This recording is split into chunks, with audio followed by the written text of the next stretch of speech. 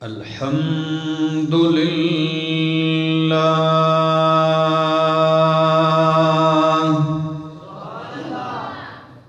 الحمد للہ العلی الکبیر الکبیر المتعال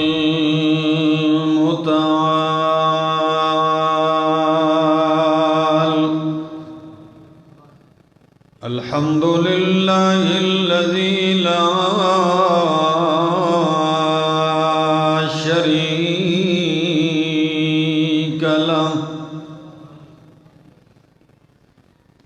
شریک لہ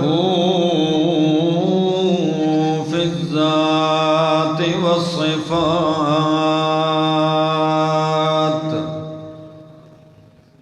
والصلاة والسلام علی من ارسل بالبراہین والبینات وعلى آلہ وأصحابہ وأہل بیتہ الطیبین الطاہرات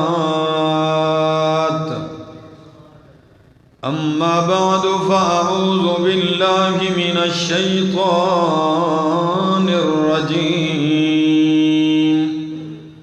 بسم اللہ الرحمن الرحیم حنفاء للہ غیر مشرکین بہ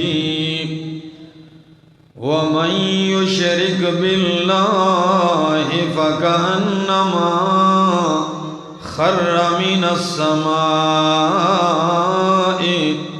فتخطفه الطير أو تهوي به الريح في مكان سحيق وقال تعالى إن الله لا يغفر أن يشرك به ويغفر ما دون ذلك لمن يشاء سبحان ربك رب العزة عما يصفون وسلام على المرسلين والحمد لله رب العالمين. انتہائی قابل عزت، قابل احترام بزرگوں، بھائیوں، عزیزوں، نوجوان ساتھیوں، السلام علیکم. دعا اور التجا ہے دربار الہی کے اندر کہ اللہ مجھے 100% حق اور سچ کہہ سکنے، سمجھا سکنے کی توفیق نصیب فرمائے، اور اس کے بعد مجھے اور آپ سب کو عمل کی بھی توفیق نصیب فرمائے. مجھ سے قبل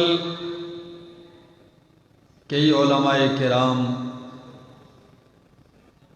آپ کے سامنے اپنے مواعظ حسنہ پیش کر چکے ہیں. میں تو ابھی پہنچا ہوں اور 10 منٹ بیٹھنے کا موقع بھی نہیں ملا. کل کراچی میں پروگرام تھا، رات کو کراچی سے واپس آیا ہوں اور صبح یہاں گجرانوالہ کا سفر شروع کر دیا. تو یقیناً اگر میں کہوں کہ میری تھکاوٹ آپ لوگوں سے کچھ زیادہ ہے تو غلط نہیں ہوگی بات. اس لیے آپ کی توجہ چاہوں گا. آپ کافی دیر سے بیٹھ کے سن رہے ہیں، تھکاوٹ ہوگی، لیکن اختصار کے ساتھ تھوڑی سی بات کروں گا. اللہ مجھے شرح صدر نصیب فرمائے. دوستو، امام الانبیاء محمد الرسول اللہ صلی اللہ تعالی علیہ وسلم کو اللہ نے ایک عظیم مشن دے کر بھیجا، اور وہ مشن ہے توحید۔ یہ لفظ توحید اتنا میٹھا لفظ ہے کہ مومن بندہ اس لفظ کو سنتا ہے تو اس کے سینے میں ٹھنڈک اور مٹھاس پیدا ہو جاتی ہے، اور جتنا ہی یہ میٹھا ہے اتنا ہی یہ سخت ہے اور کڑوا بھی ہے۔ مزاج توحید سے دور رہنے والا شخص جب لفظ توحید سنتا ہے یا توحید پر بیان اور دلائل سنتا ہے، یا توحید کی جو چیزیں ضد ہیں ان کی تردید سنتا ہے، تو وہ سیخ پا ہو جاتا ہے اور وہ برداشت نہیں کر سکتا۔ اللہ نے اپنے پاک پیغمبر کو یہ عظیم مشن دے کر بھیجا، اور ایسا ماحول تھا کہ توحید کا نام لینا اور بیان کرنا ایک ناممکن سا کام تھا، کہ اللہ کا گھر اور بتوں سے بھرا ہے۔ گھر اللہ کا ہے، کعبۃ اللہ ہے، بیت اللہ ہے، پتھروں کے بت رکھے ہوئے ہیں، ان کی پوجا جاری ہے۔ جب یہ حالات ہوں، لکڑی، پیتل، تانبا، سونا، چاندی، آٹے کا، گارے کا، کھجور کے تنے کا، کیچڑ کے بنائے ہوئے معبود پوجے جا رہے ہوں، ایسے ماحول میں اللہ اپنے پیغمبر سے کہہ دیں کہ میرے پیغمبر آپ اعلان کر دیجئے میری وحدانیت کا، کتنا مشکل ہوگا۔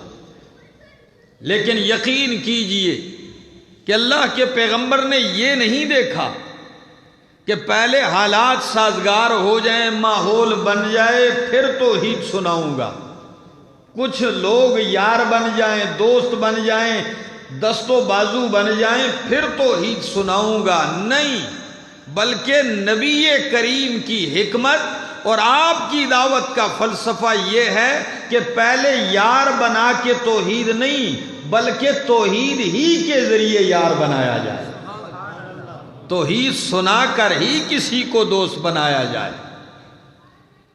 چنانچہ آپ فاران کی چوٹی پہ کھڑے ہوتے ہیں، صفا پہاڑی ہے، سامنے کعبۃ اللہ ہے، اعلان کرتے ہیں یا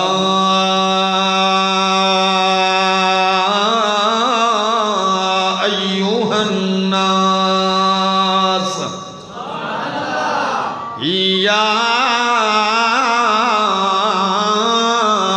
ایھا الناس، اے لوگو، یہ نہیں اے مکے والو، نہیں، یا ایھا الناس، اے انسانیت، قولوا لا الہ الا اللہ تفلحوا، اے لوگو میں ایک مشن لے کے آیا ہوں، وہ کیا ہے؟ قولوا لا الہ الا اللہ، کہہ دو کہ لا الہ الا اللہ، کوئی الہ نہیں، کوئی معبود نہیں، کوئی دستگیر نہیں، کوئی کھوٹی قسمتیں کھری کرنے والا نہیں، کوئی بیڑے پار لگانے والا نہیں، کوئی موت و حیات کا مالک نہیں، کوئی عزت اور ذلت کا مالک نہیں، الا اللہ، اگر ہے تو کون ہے؟ ہاں، گجرانوالہ کے موحدین ساتھیوں، اللہ کا نام محبت سے لے لو، حاجت روا و مشکل کشا کون ہے؟ اللہ ہے۔ یہ پیغام سنانے کی دیر تھی، یہ اعلان کرنے کی دیر تھی کسی نے گلے میں ہار نہیں ڈالے، کسی نے سینے سے نہیں لگایا، اپنے بیگانے ہو گئے، نام لیوا جان لیوا بن گئے، رشتے ناتے ٹوٹ گئے۔ اور سب سے پہلا رشتہ چچا کا، ابو لہب کہنے لگا تبا لک یا محمد الہذا جماعتنا، نعوذ باللہ محمد تو تباہ ہو جائے، کیا تو نے اس لیے ہمیں جمع کیا؟ یہ جملہ کہا چچا نے اور پتھر مارنا شروع کر دیے، پتھروں کی بارش ہو رہی ہے، لیکن میرے پیغمبر نے پہلے دن ہی سے یہ اعلان کیا، اسی پہ ڈٹے رہے، یہی اعلان سناتے رہے۔ مکے کے 13 سال آپ دیکھ لیں، ہر تکلیف، ہر ظلم، ہر مصیبت برداشت کیا، لیکن یہ پیغام چھوڑا نہیں، یہی کہتے رہے کہ لا الہ الا اللہ، کوئی حاجت روا نہیں ہے۔ لوگوں بگڑیاں بنانے والا کون ہے؟ حاجتیں پوری کرنے والا کون ہے؟ برکتیں دینے والا کون ہے؟ جن کے سامنے تم نے کھانے رکھے ہوئے ہیں، بتوں کے سامنے کیا رکھتے؟ کھانے رکھے ہوئے ہیں، حلوے پڑے ہیں سامنے، دیگیں رکھی ہوئی ہیں سامنے، اور میلوں پہ آنے کے بعد کہتے کہ اب اس میں برکت آ گئی ہے۔ کیا آ گئی ہے؟ اب برکت آ گئی ہے، ہاں اب اس تبرک کو کھائیں گے، خوردہ سمجھ کے کھایا جا رہا ہے۔ لیکن قرآن مقدس نے فرمایا میرے پیغمبر، کوئی کسی نے بت کے قدموں میں برکت سمجھ رکھی ہے، کسی نے قبر کی مٹی میں برکت سمجھ رکھی ہے، اور اگر یہ کہوں کہ آج کے دور میں کسی نے لعاب دہن میں برکت سمجھ رکھی ہے، حضرت صاحب تسی آ کے ساڑی دے گا بے تھکو سے تھو کرو ذرا برکت ہو جائے گی۔ اور آپ تو اچھے ہیں، میں نے ایسے لوگ بھی دیکھے ہیں اپنے علاقے میں، پیر صاحب کو اٹھایا ہوا ہے کندھے پر، اور اسے تقاضا آیا اوپر ہی سے پیشاب شروع کر دیا، مریدوں نے کندھوں پہ اٹھایا اور وہ اوپر ہی سے تقاضا ٹینکی پوری خالی کر دی، اور عجیب حالت ہے، ہم حیران ہوتے ہیں، اپنی گناہگار آنکھوں سے دیکھا ہے۔ مریدوں نے کیا کیا؟ غصے نہیں ہوئے بلکہ ایسے چلو پکڑے، یہی تو برکت والی چیز ہے، چلو بھر بھر کے وجود پہ ملنے لگ گئے۔ یہ مسلمان کی بات کرنے لگا ہوں جو کلمہ گو ہے، اپنے آپ کو مسلمان کہتا ہے، جب ان کی یہ حالت ہے کیا حال ہوگا، کیا عالم ہوگا؟ اللہ نے فرمایا میرے پیغمبر آپ اعلان کر دیجئے کہ برکتیں دینے والا کون ہے؟ تبارک الذی نزل الفرقان علی عبدہ لیکون للعالمین نذیرا۔ تبارک الذی جعل فی السماء بروجا وجعل فیہا سراجا وقمرا منیرا، فتبارک اللہ احسن الخالقین، تبارک اسم ربک ذی الجلال والاکرام، تبارک الذی بیدہ الملک، فتبارک اللہ رب العالمین۔ میرے پیغمبر اعلان کرتے جائیں کہ تبارک اللہ، تبارک الذی بیدہ الملک، برکت والی ذات کون سی ہے؟ برکتیں دینے والا کون ہے؟ اللہ اللہ اکبر۔ آیتیں پڑھتے جا رہے ہیں، نفی شرک بالبرکات ہو رہی ہے، مشرک کے کلیجے جلتے جا رہے ہیں، وہ کہاں برداشت کرتے ہیں؟ فرمایا میرے پیغمبر آپ بھی اعلان کیجئے، نماز میں کھڑے ہوتے ہیں، سبحانک اللہم و بحمدک و تبارک، پنجاب والو کیا کہا وَتَبَارَا قسم کا اللہ بابرکت نام تیرا ہی ہے. درود میں پڑھتے ہو اللہم صلی علی محمد وعلا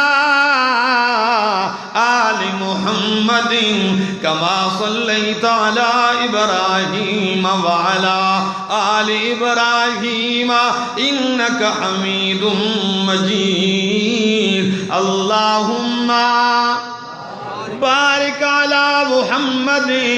کیا معنی ہے؟ اللہ محمد الرسول اللہ پہ برکتوں کا نزول فرما. جب یہ جملے کہتے ہو تو میرا عقیدہ بھی مان لینا کہ محمد عربی کو بھی برکتیں دینے والا کون ہے؟ اللہ ہے. اللہ اکبر. امام الانبیاء سفر پر ہیں، صحابہ کی جماعت ساتھ ہے. حضرت عبداللہ ابن مسعود رضی اللہ تعالیٰ عنہ فرماتے ہیں فَقَلَّ الْمَاء، پانی کم ہو گیا. پانی وضو کریں تو پینے کے لیے نہیں، پئیں تو وضو کے لیے نہیں بچتا. صحابہ نے فرمایا یا رسول اللہ سفر میں پانی نہیں. فرمایا مشکیزیں ہیں جن کے پاس تھوڑا تھوڑا پانی ہے، سارا جمع کرتے جائیے. سب نے اپنے اپنے مشکیزے سے تھوڑا تھوڑا پانی جمع کیا، ایک مشکیزہ بھر دیا. امام الانبیاء نے اس مشکیزے میں اپنا ہاتھ رکھا. امام بخاری نے یہ حدیث نقل کی ہے، جو ہی نبی کریم نے ہاتھ رکھا صحابہ نے اپنی آنکھوں سے میرے پاک محمد کا معجزہ دیکھا. فرمایا نبی کی انگلیوں سے پانی کے فوارے جاری ہو گئے. اتنا پانی صحابہ نے مشکیزے بھر لیے، وضو کر لیا، غسل کر لیا، پانی پی لیا، پانی ختم نہیں ہو رہا. نبی نے عقیدے کی اصلاح کے لیے جو جملہ ارشاد فرمایا، گجرانوالہ کے موحدین ساتھیوں سنو. فرمایا حی علی الطہور المبارک، اے لوگو آؤ پاکیزہ پانی لے جاؤ، مبارک پانی لے جاؤ، بابرکت پانی لے جاؤ. ہاتھ تو میرا ہے لیکن والبرکت من اللہ، برکت کس کی طرف سے ہے؟ برکت اللہ کی طرف سے ہے. ہاتھ میرا ہے، برکت کس کی طرف سے؟ اللہ کی طرف سے ہے. نبی کریم نے یوں توحید سنائی، شرکی ادنا ادنا قسم بھی رد کرتے جا رہے ہیں. اللہ اکبر. تو نبی کا جملہ یا ایوہ الناس، توحید سے آغاز کیوں کیا؟ اس لیے کہ توحید ہی وہ مرکزی مضمون ہے. شیخ القرآن مولانا غلام اللہ خان رحمہ اللہ فرمایا کرتے تھے لوگ مجھے کہتے ہیں آپ ہر جمعے آتے ہیں بس توحید توحید، آپ کو کوئی دوسرا مسئلہ نہیں آتا بیان کرنے کے لیے. شیخ فرمایا کرتے تھے سارے مسئلے مجھے آتے ہیں، نماز کا، زکوٰۃ کا، قربانی کا، حج کا، سارے موضوع آتے ہیں، لیکن میں نے توحید والا مسئلہ اس لیے شروع کیا کہ اگر توحید پک جائے تو نماز نماز بن جائے گی، روزہ روزہ بن جائے گا، مقبول ہو جائے گا. اگر یہ مسئلہ نہ سمجھا، نمازیں پڑھے گا تب ضائع، روزے رکھے گا تب ضائع، حج کرے گا تب ضائع، طواف کرے گا تب ضائع. ہم نے اپنی آنکھوں سے دیکھا ہے، میرے ساتھ ایک آدمی عمرے میں شریک ہیں، بلکہ ہمارے محلے کے ہیں، کہنے لگے طواف کے دوران ایک بندہ فون کر رہا ہے، کہنے لگا جی شکر ہے، گھر والوں سے کہتا ہے میں بچ گیا ہوں، گر گیا تھا، اوپر سے لوگ گزر جاتے، میں بچ گیا ہوں، شکر ہے، جلدی کرو 3 دیگیں داتا دربار پہ پہنچا کے آؤ. کھڑا ہے اللہ کے گھر میں، مطاف سے فون کر رہا ہے، شیخو پورا کا تھا، کھڑا ہے اللہ کے گھر میں، طواف کر رہا ہے اور دل یہاں ہے. قبروں کا پجاری طواف کرے تو کیا حاصل؟ تیرا دل تو ہے صنم آشنا، تجھے کیا ملے گا حجاز میں؟ تیرا دل تو ہے صنم آشنا، تجھے کیا ملے گا نماز میں؟ تو توحید سنائی ہے پہلے. توحید وہ مرکزی مضمون ہے. قرآن مقدس میرے سامنے اللہ کی کتاب ہے. سورت کا نام سورت الحج ہے. آیت نمبر 31 اللہ فرماتے ہیں حنفاء للہ غیر مشرکین بہ ومن یشرک باللہ فکأنما خر من السماء. من یشرک باللہ. میرے نوجوان ساتھیوں، میرے باریش سفید ریش بزرگوں، قرآن کہتا ہے من یشرک باللہ، جس نے بھی اللہ کے ساتھ شریک ٹھہرایا فَكَأَنَّمَا خَرَّ مِنَ السَّمَاءِ، گویا کہ وہ کہاں سے گرا. خیر ہے کے پی کے پٹھان کی بھی تو سن لو. فَكَأَنَّمَا خَرَّ مِنَ السَّمَاءِ، گویا کہ وہ آسمان سے گر گیا، چھت سے گرا. کسی کی ٹانگ ٹوٹی، سر ٹوٹا، بچ سکتا ہے، لیکن آسمان سے گرنے والا بچ. فَكَأَنَّمَا خَرَّ مِنَ السَّمَاءِ، آسمان سے گرا. اور صرف گرا ہی نہیں، اگلی بات فَتَخْتَفُهُ الطَّيْرُ، پرندوں نے اسے نوچ ڈالا، نوچ نوچ کے اچک لیا.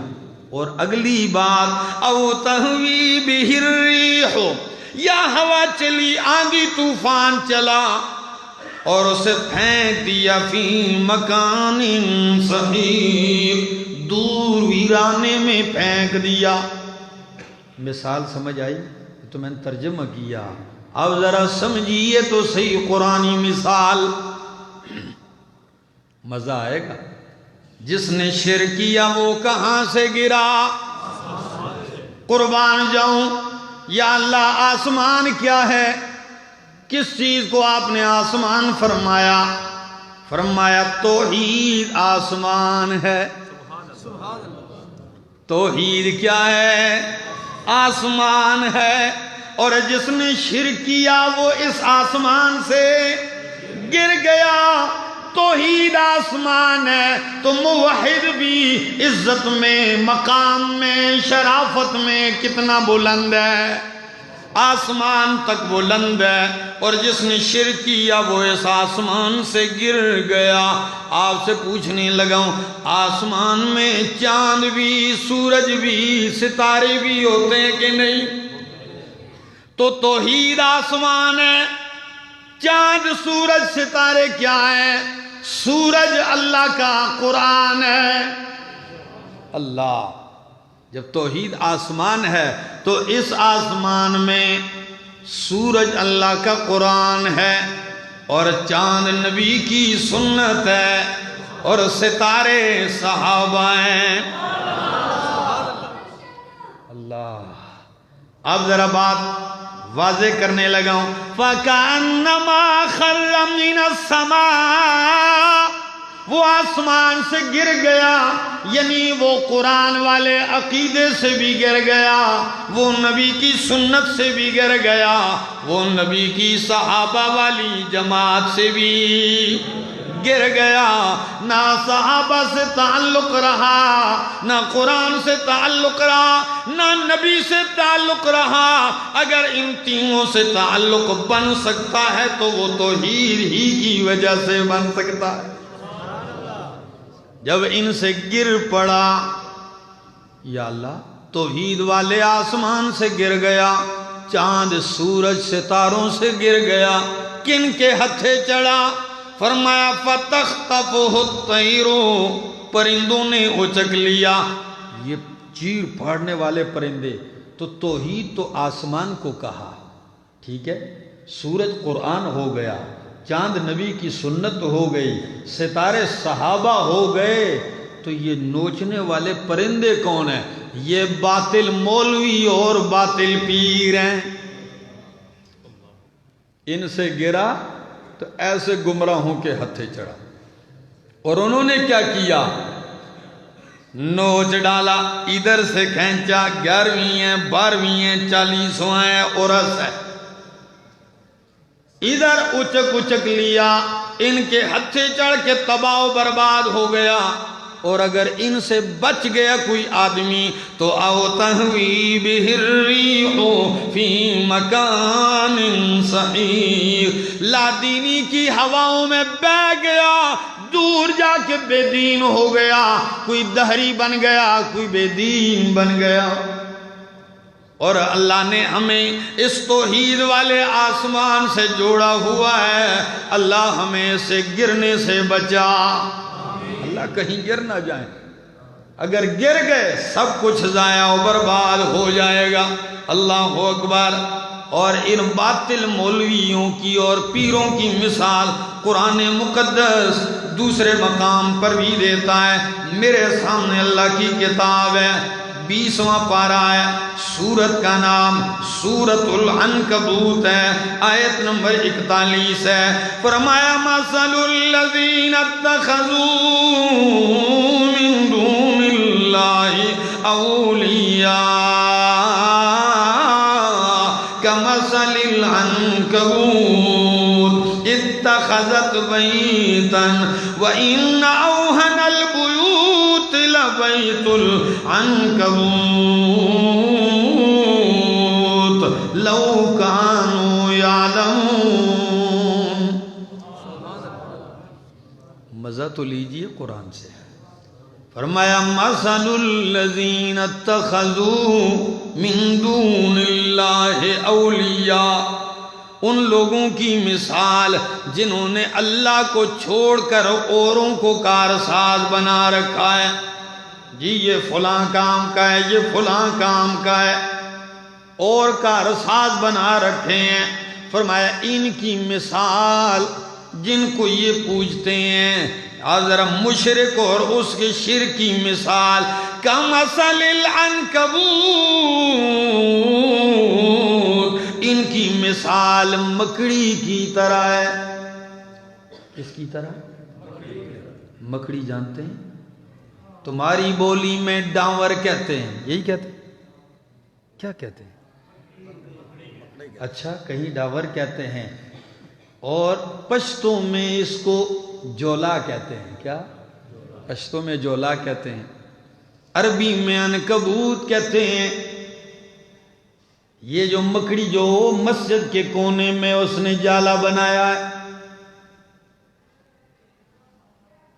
اور اگلی بات مکڑی ہی نہیں، کمثل العنکبوت اتخذت بیتا، وہ مکڑی جو اپنا ایک گھر بنائے، اور فرمایا ان اوہن البیوت لبیت العنکبوت۔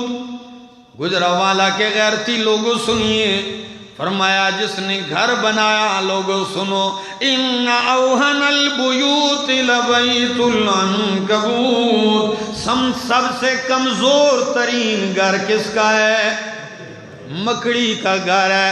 اس لیے گھر یا بندہ سردی سے بچاؤ کے لیے یا گرمی کے بچاؤ کے لیے بناتا ہے، لیکن مکڑی کا گھر سردی اور گرمی کے کام آ سکتا۔ آپ کہیں گے مشرک اور اس کے شرک کی مثال مکڑی اور اس کے جالے سے کیوں دی ہے؟ کوئی حکمت تو ہے، ذرا سنیے، لطف اٹھائیے۔ فرمایا اس لیے مکڑی کروڑوں کی کوٹھی بنائے، لاکھوں کا بنگلہ بنائے، مکڑی آئے گی، اس کو آپ کی کوٹھی میں اس وقت تک چین نہیں آئے گا جب تک کہ وہ کونے میں اپنے لیے الگ گھر نہ بنا لے، ہے کہ نہیں؟ وہ بھائی لاکھوں کروڑوں کی کوٹھی، آپ کیوں نہیں رہتے سکون سے؟ الگ اپنا گھر کیوں بناتے؟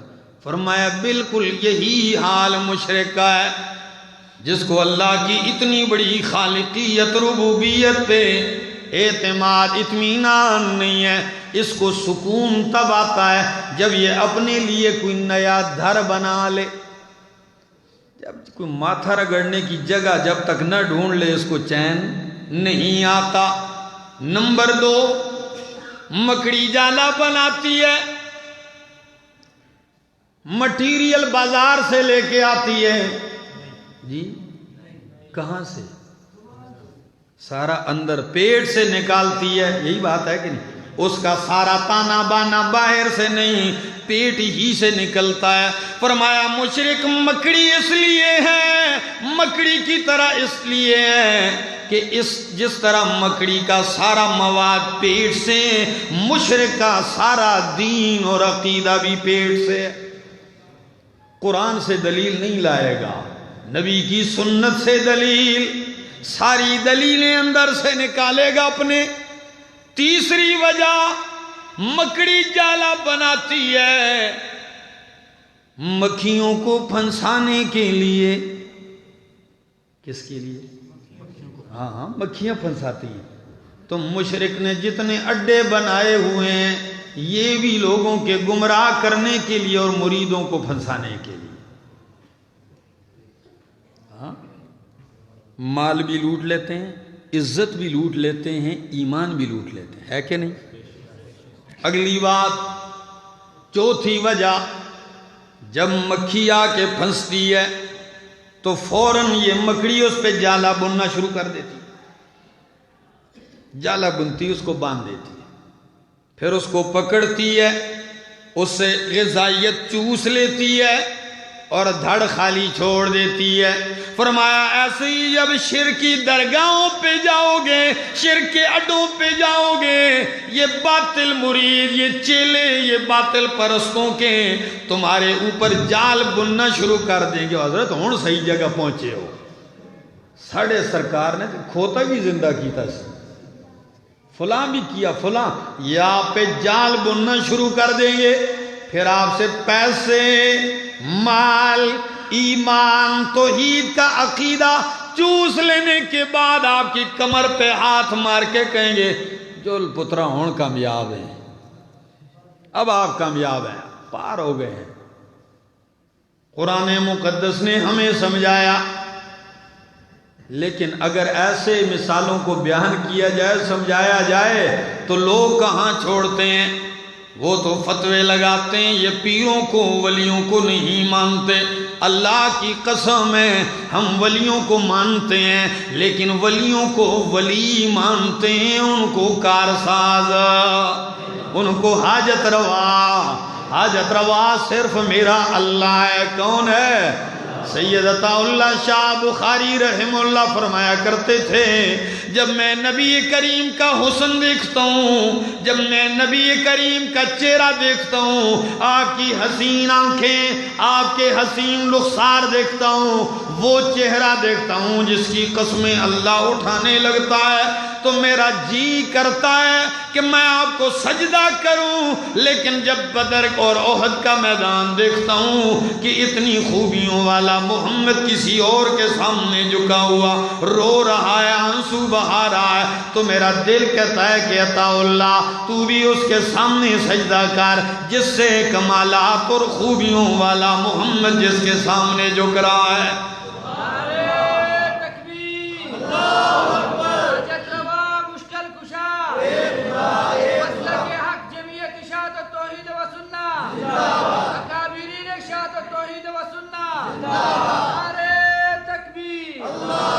حاجت روا صرف اللہ ہے۔ ہاں ولیوں کو ضرور مانتے ہیں، یہ اللہ کے بزرگ بندے ہیں، اللہ کی توحید ہی پہ عمل کر کے ولی بنے ہیں، جو توحید پہ نہ ہو وہ ولی بن سکتا۔ ہاں شیخ سعدی نے تو انہی کے بارے میں فرمایا، کار شیطان میں کند نامش ولی، کار شیطان میں کند نامش ولی، گر ولی اینس لعنت بر ولی۔ کام شیطانوں والے کرتا ہے، کرتوت سارے ابلیس والے کرتا ہے، نام ولیوں والا رکھ دیا ہے۔ اگر ولی ایسے ہیں تو ان پہ تو لعنت برستی ہے۔ ہاں ولی کون ہے؟ کار رحمہ میں کند نامش ولی، کار رحمہ میں کند نامش ولی، گر ولی اینس رحمت بر ولی۔ رحمان والے کام کرے تو یہ اگر ولی ہے تو ایسے ولی پہ اللہ کی رحمتیں ہوں۔ اللہ اکبر کبیرہ۔ یہی تو ہمارا اعلان ہے۔ امام الانبیاء محمد الرسول اللہ صلی اللہ تعالی علیہ وسلم مجمع میں بیٹھے ہیں، صحابہ کرام کی جماعت میں بیٹھے ہیں، فوراً اٹھ کے چلے گئے، بتایا نہیں میں کہاں جا رہا ہوں، چلے گئے۔ صحابہ نے تھوڑی دیر انتظار کیا، کہیں ضرورت ہوگی واپس آئیں گے، بتائے بغیر گئے ہیں، گئے واپس نہ آئے، تشویش لاحق ہو گئی صحابہ کرام کو۔ حضرت ابو ہریرہ رضی اللہ تعالیٰ عنہ فرماتے ہیں سب سے پہلے میں اٹھا آپ کی تلاش میں، باقی بعد میں اٹھے، ڈھونڈتے ڈھونڈتے تلاش کرتے کرتے میں نے دیکھا تو نبی کریم بنو نجار کے ایک باغ کے اندر جلوہ فروز ہیں۔ اب میں باغ کے ارد گرد گھوم رہا ہوں، اندر جانے کا راستہ ہی نہیں مل رہا، باغ بڑا ہوگا، نہیں ملا راستہ۔ دیکھتا ہوں تو پانی اندر جانے کا ایک راستہ، ایک نالی سی بنی ہوئی ہے۔ میں نے فوراً نبی کریم کو اندر دیکھا تو میں نالی میں گھس کے اندر چلا گیا، باغ کے اندر پہنچا، جو ہی پہنچا فرمایا یا رسول اللہ صحابہ تو آپ کی تلاش میں ہیں، آپ بتائے بغیر آ گئے۔ نبی کریم نے فرمایا ابو ہریرہ چھوڑ باقی باتیں، یہ اذهب بنعلی ہاتین، یہ میری دو جوتیاں مبارک، نالین مبارک، یہ پکڑ ہاتھ میں نشانی کے طور پر، اور جلدی جا اس باغ کے دیوار کے باہر آپ کو جو بندہ بھی ملے، کون سا؟ جو بندہ بھی تجھے ملے، یشہد اللہ الہ الا اللہ مستیقنا بہ قلبہ، کہ اس کا دل اس بات کی گواہی دیتا ہو، دل کے یقین سے یہ گواہی دیتا ہو کہ حاجت روا معبود صرف اور صرف کون ہے؟ اللہ کے سوا کوئی حاجت روا نہیں۔ یہ گواہی جو دیتا ہو فَأَبْشِرْهُ بِالْجَنَّةِ، اسے جنت کی خوشخبری سنا دو، اسے جنت کی خوشخبری سنا دو۔ توحید پر جنت کی خوشخبریاں،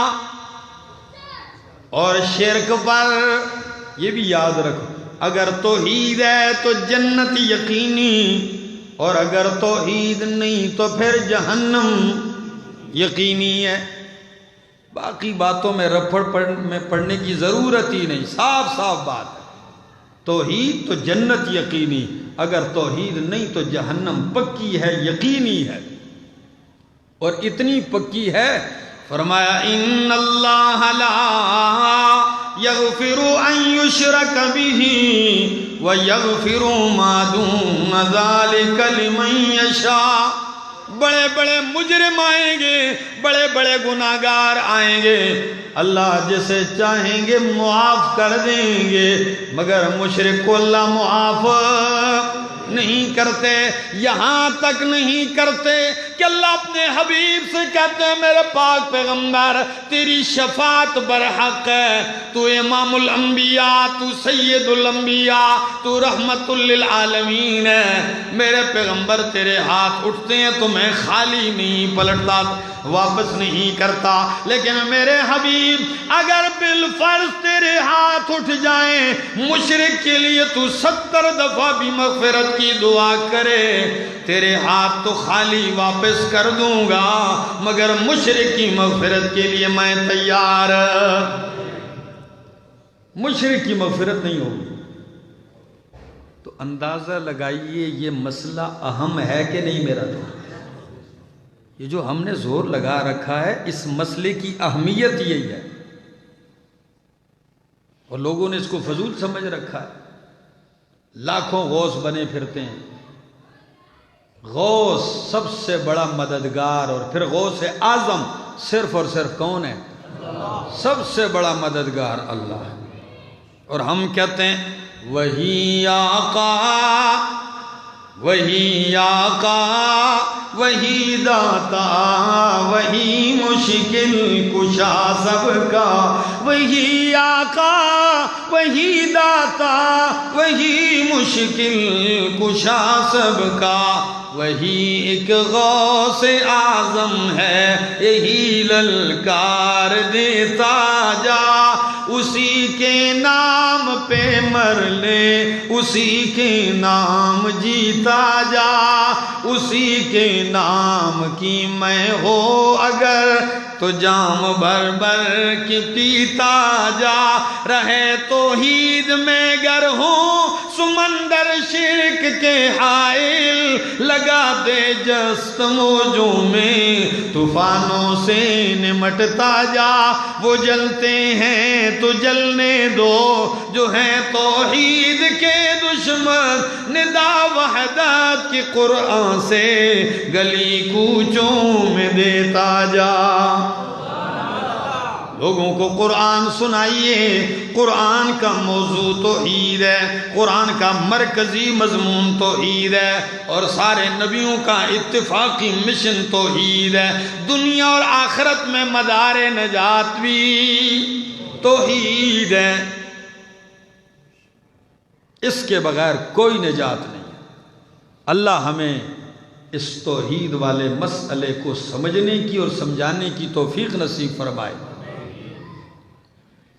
کبھی کبھی ایسا بھی ہوتا ہے بندہ ویسے توحید کرتا ہے، لیکن جب کوئی مصیبت آتی ہے نا تو پھر دائیں بائیں ہاتھ مارتا ہے۔ ہمارا ایک ساتھی ہے، کہنے لگا جی ہماری بھینسیں گم ہو گئی ڈیرے سے، بھینسیں ڈیرے سے گم ہو گئیں، اب بڑا نقصان ہے، لاکھوں روپے کی بھینسیں ہیں، جب بھینسیں گم ہو گئی تو کبھی ایک کے پاس کبھی دوسرے کے پاس، ہزاروں روپے اس آدمی کو بھی دیے جو کہتا ہے میں ناخن میں بتاؤں گا۔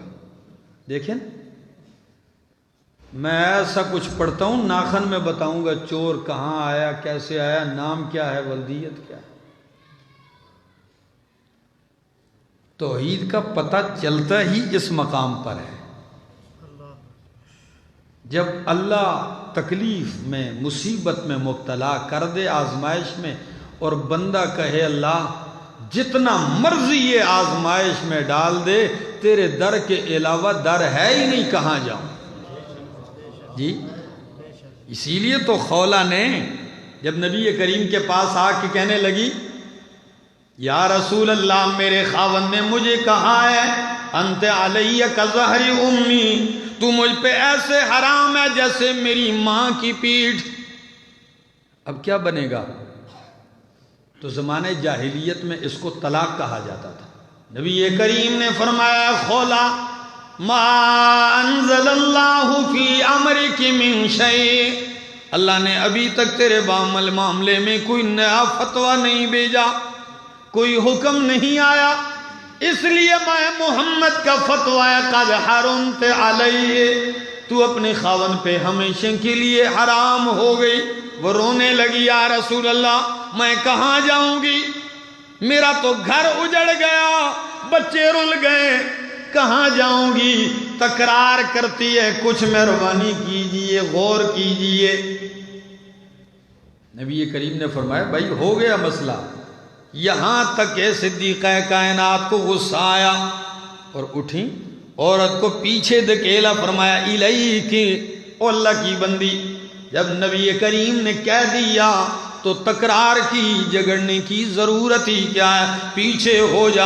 عورت تھوڑا سا پیچھے ہٹ گئی گھر کے کونے میں، رونے لگی۔ ایک شاعر نے صحیح منظر کشی کی ہے، فرمایا کیا کہتی ہے، یا من یری ما فی الضمیر ویسمع، یا من یری ما فی الضمیر ویسمع، انت المعد لکل ما یتوقع، یا من یرجى فی الشدائد کلها، یا من الیہ المشتکى والمفزع، یا من خزائن ملکہ فی لفظ کن امن علی فإن الخیر کلہ عندک اجمع، یا من یری ما فی الضمیر ویسمع، اے دلوں کے راز جاننے مخفی آوازیں سننے والے اللہ، جس کی کوئی نہیں سنتا تو اس کی بھی سننے والا ہے اللہ۔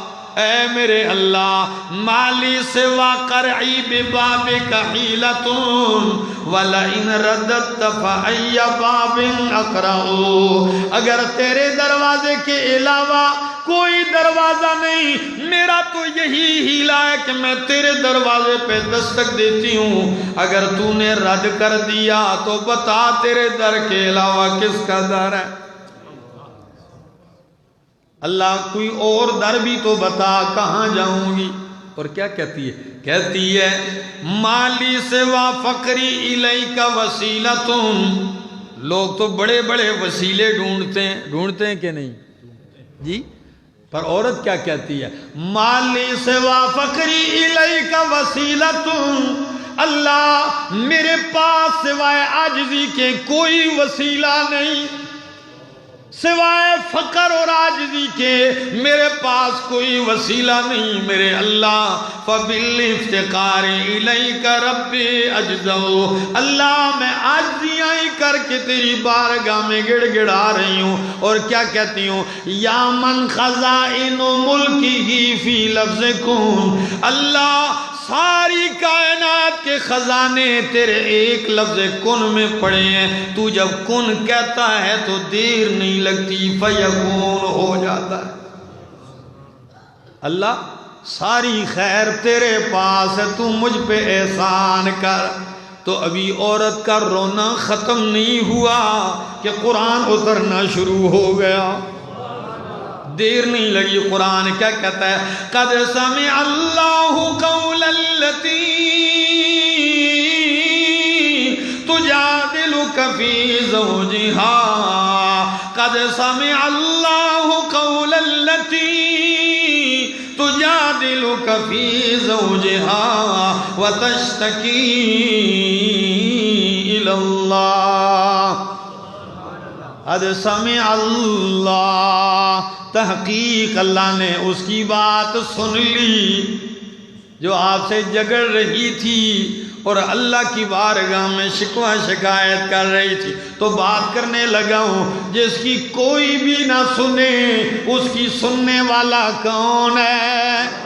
حالانکہ ام المومنین صدیقہ کائنات فرماتی ہیں میں حیران ہوں، میرے حجرے میں ہیں، نبی کریم نے ان کی آواز نہیں سنی، میں پاس بیٹھی ہوں میں نے نہیں سنی، لیکن عرش عظیم کے رب نے سن لی ہے۔ تو پھر آرزویں، حاجتیں اور آنسو کس کے سامنے بہانے چاہیے؟ اللہ ہی کے سامنے۔ ہم دعا کرتے ہیں اللہ ہم تیرے در کے محتاج ہیں، ہمیں کسی کا محتاج نہ کر۔ در بدر جانے کی ضرورت ہی کیا ہے؟ اقبال نے تو اسی لیے کہا وہ ایک سجدہ جسے تو گراں سمجھتا ہے، یہ اللہ کے سامنے جو ایک سجدہ ہے جسے ادا کرنے پر ہمیں موت پڑتی ہے، لوگوں مر جاتا ہے، نماز پہ نہیں جاتا، جس کو تو گراں سمجھتا ہے، اگر یہ ایک سجدہ کر لے تجھے ہزاروں سجدوں سے نجات مل جائے۔ تو اس مشن توحید میں ہمارا ساتھ دو گے؟ اللہ سے دعا ہے اللہ عمل کی توفیق عطا فرمائے۔ آخر دعوانا ان الحمدللہ رب العالمین۔